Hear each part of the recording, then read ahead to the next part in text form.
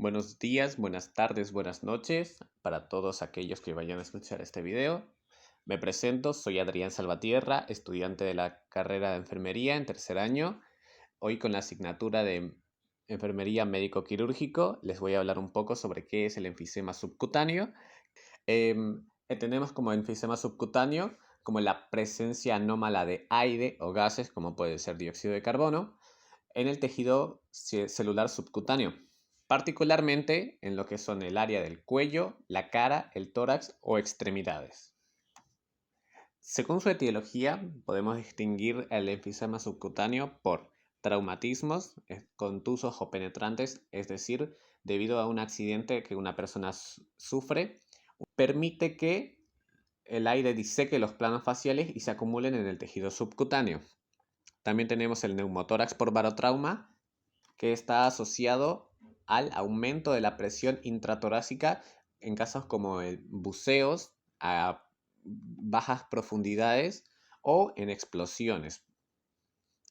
Tenemos también por infecciones que pueden ser causadas por distintos microorganismos. Mencionando algunos, tenemos la Clostridium perfringens, la Escherichia coli, la Klebsiella pneumoniae.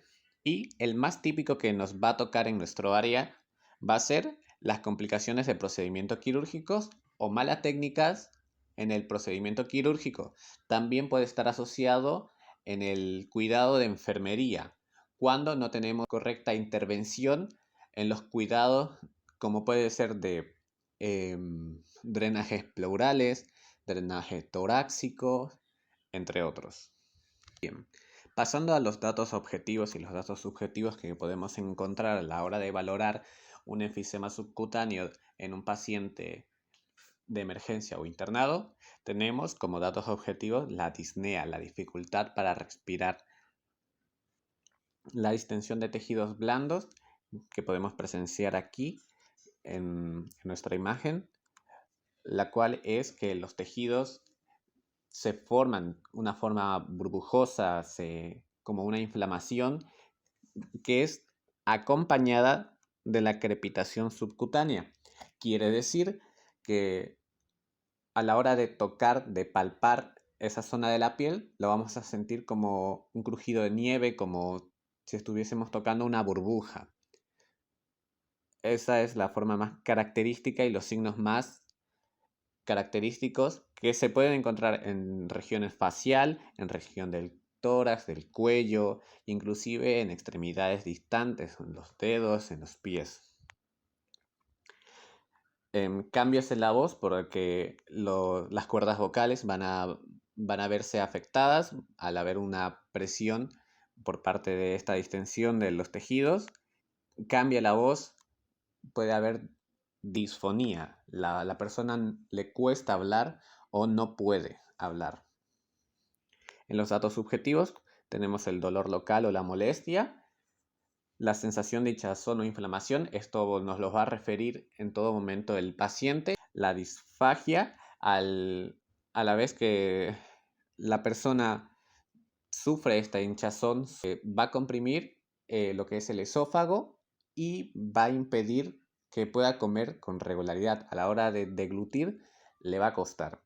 Y la ansiedad, que se da todo por este cambio. Además que también está relacionado a que hay una respuesta ineficaz del patrón respiratorio porque no está llegando el volumen necesario de oxígeno. Bien, pasando al tratamiento como tal, farmacológicamente hablando, no hay una medicación o un tratamiento exclusivo para que nosotros liberemos este aire. Sin embargo, también podemos prevenir y además, según la etiología, la causa de la que haya resultado el enfisema subcutáneo, podemos actuar con broncodilatadores o corticoides, analgésicos y antiinflamatorios no esteroideos. Esto principalmente cuando hay el dolor por esa piel, por esa distensión de la piel, y antibióticos en el caso de que el enfisema haya sido causado por alguna bacteria, algún microorganismo que esté produciendo gases. Y ya donde sí nos vamos a especializar es en el tratamiento no farmacológico, que son las incisiones de descompresión. Poner una aguja de un alto calibre en el área, en el enfisema, para así liberar eso. La colocación de catéteres subcutáneos, la reparación de estructuras comprometidas y la reparación quirúrgica. Es decir, si ha sido de origen de un traumatismo, de una perforación de estas vías aéreas, pues mediante cirugía vamos a tener que reparar los tejidos. Las pruebas de laboratorio que podemos llegar a necesitar son la gasometría arterial, la presión parcial de oxígeno, la presión parcial de dióxido de carbono, bicarbonato y el nivel de pH en la sangre, un hemograma completo. Las pruebas diagnósticas, aquí es donde principalmente vamos a actuar, y son la radiografía de tórax, que nos van a mostrar estos pequeños sacos de aire en el área de la piel, la tomografía computarizada y el ultrasonido. Y dentro de las complicaciones que podemos llegar a tener es aumentar la dificultad respiratoria, la disnea, llegamos a una hipoxemia, y si el origen de estos gases no es reparado, podemos llegar a sufrir un neumotórax. El neumotórax llega a tener un neumomediastino, y esto a su vez causa la mediastinitis, que es la inflamación del mediastino, ese músculo que separa la cavidad torácica. La celulitis necrosante o gangrena gaseosa, cuando es causado por microbacterias, la sepsis y la muerte. Bien, ahora vamos a pasar a lo que es el caso clínico. Bien. Las intervenciones de enfermería que vamos a llegar a tener dentro de un caso de enfisema subcutáneo son el monitoreo constante de los signos vitales, específicamente el monitoreo de la frecuencia respiratoria, la frecuencia cardíaca. ¿Para qué? Para valorar signos de dificultad respiratoria y actuar de manera oportuna. Tenemos el posicionamiento adecuado, es decir, la posición Fowler o semi-Fowler, que mejora la ventilación pulmonar, disminuyendo la dificultad respiratoria. La administración de oxígeno suplementario según la indicación o según la necesidad. La vigilancia del drenaje pleural en caso de que el paciente llegara a contar con uno. Preservamos la esterilidad, principalmente para evitar lo que son las infecciones dentro de nuestra unidad hacia nuestro paciente. Tenemos el manejo del dolor, la administración de medicamentos siguiendo los 15 correctos. Tenemos el apoyo emocional para el paciente y la enseñanza del autocuidado. Bien, ahora sí, en este caso clínico que les voy a presentar es un paciente de 37 años de ocupación albañil que sufre una caída de 3 metros de altura, impactando en el tórax contra una viga metálica. Inmediatamente acude al servicio de emergencia porque presenta dolor torácico intenso, disnea progresiva y sensación de inflamación en el cuello y tórax superior. Refiere voz apagada, disfagia leve y ansiedad intensa. No refiere antecedentes de patología, pero sí menciona tabaquismo desde los 17 años.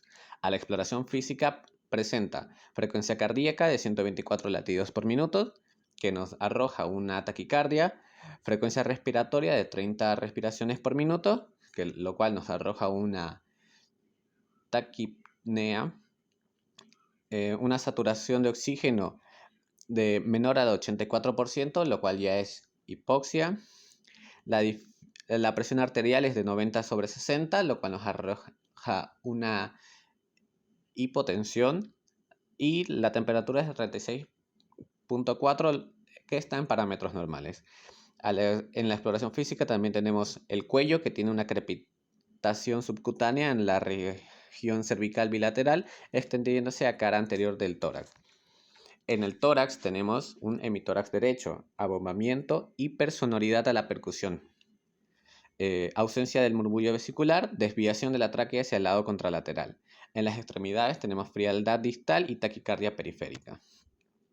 El estado de conciencia se cuenta alerta pero agitado, ansioso y con mareos repentinos.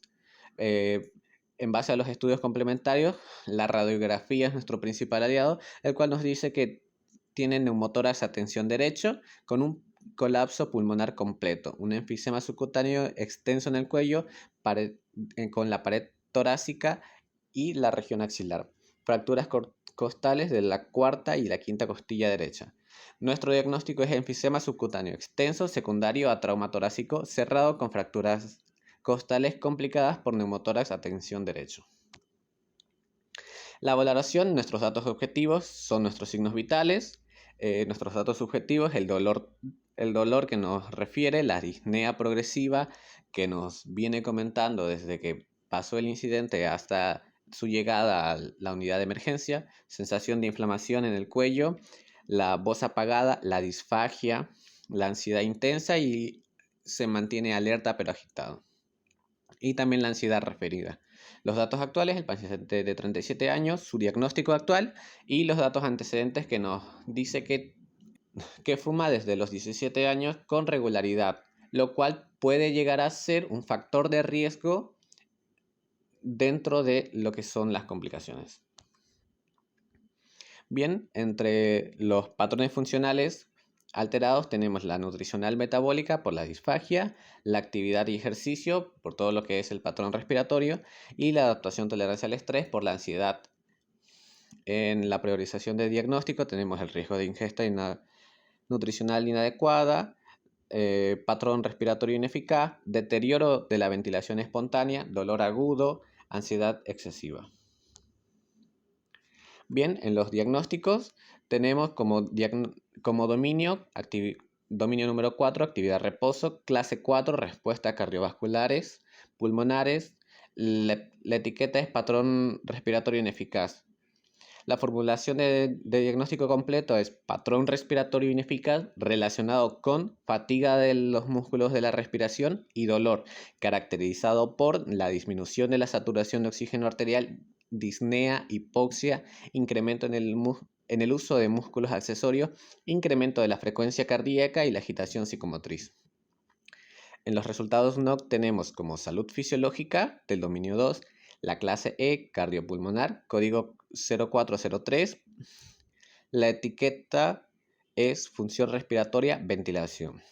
Los indicadores que tenemos son frecuencia respiratoria con desviación grave del rango normal, sonidos percutidos, también desviación grave del rango normal y resultados de la radiografía del tórax que también son desviación grave del rango normal. En uso de músculos accesorios lo tenemos como grave, disnea, deterioro de la ventilación. Uso de músculos accesorios y disnea lo tenemos en grave. El deterioro de la vocalización lo tenemos como sustancial.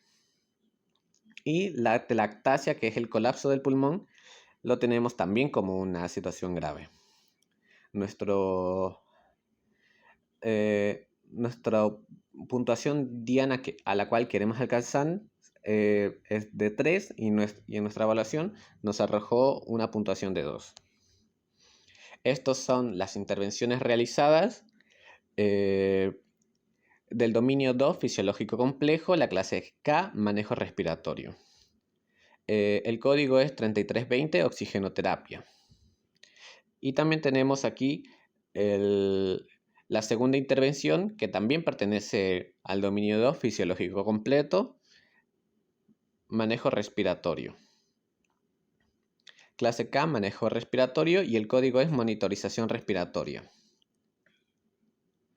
A la evaluación, según la escala Likert, el paciente se encontraba con 1 en desviación grave del rango normal. Con la valoración, la planificación y las intervenciones llegamos a una puntuación de 3 como desviación moderada del rango normal, esperando la evolución favorable con el paso de los días. Y aquí está la bibliografía de la cual nos apoyamos y donde podemos encontrar el caso clínico. Muchas gracias por su atención y tengan buena noche.